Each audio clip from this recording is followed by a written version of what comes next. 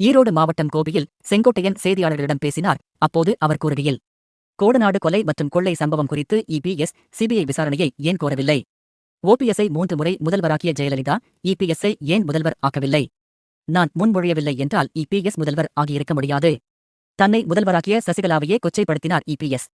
EPS கொல்லைப்புறம் வழியாக முதல்வர் ஆனவர் என்பது நாடறிந்த ஒன்று. டிடிவி தினகரன் தரப்பு எம்எல்ஏக்களால் முதல்வர் ஆன பிறகு அவரையும் கட்சியில் இருந்து நீக்கினார். இபிஎஸ்ஸின் மகன், மருமகன், மாப்பிள்ளை ஆகியோர்தான் கட்சியை நடத்தினர்.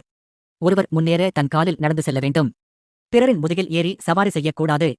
அவர் உழைத்தவர்களை விட்டுவிட்டு பணக்காரர்களுக்கு எம்பி சீட் கொடுத்தார். நான் கோபிச்செட்டி பாளையத்திற்கு ஏதும் செய்யவில்லை என்று இபிஎஸ் கூறியிருப்பது வேதனை அளிக்கிறது. அதிமுக ஆட்சியை பாதுகாத்த பாஜவின் உறவை முறித்தார்.